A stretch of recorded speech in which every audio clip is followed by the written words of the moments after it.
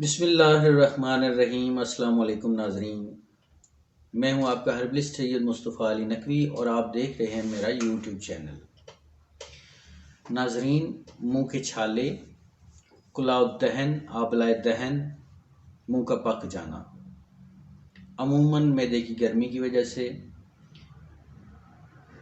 कुछ मरीज़ों के मुंह पक जाते हैं। मुंह आना भी इसको कहा जाता है, मुंह के छाले भी इनको कहा जाता है।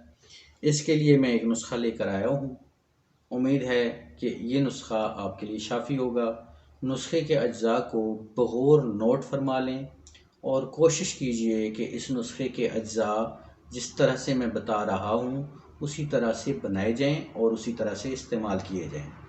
अगर इस तरह से आप इस्तेमाल करेंगे तो कोई भी मरीज़ जिसके मुंह में छाले हैं, ज़ुबान पे छाले हैं और मुंह के अंदर ज़ख़म बन गए हैं छालों की वजह से, मैदे की गर्मी की वजह से, उनको ज़रूर अफाका होगा। तो उसके लिए सबसे पहला जुज़ है कत्था गुलाबी। ये 5 तोला, काफूर 1 तोला, नीला थोथा 1 माशा।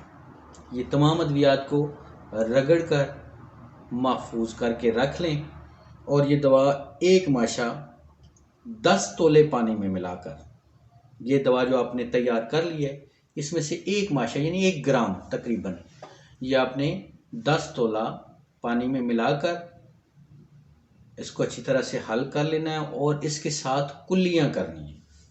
कुल्लियाँ करते हुए ख्याल रखें कि ये दवा मैदे के अंदर ना जाने पाए। कुल्लियाँ करके गरारे नहीं करने बल्कि कुल्लियाँ करनी है।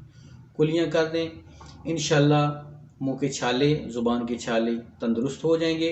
और अगर इस दवा से पहले मैदे की गर्मी के लिए आप आंवला की चटनी या ज्वारिश आंवला अगर इसको इस्तेमाल कर लें साथ, तो बहुत ज़्यादा जल्दी से इसमें अफाका होगा और आइंदा के लिए ज़ुबान और मुंह के छालों से निजात हासिल हो जाएगी।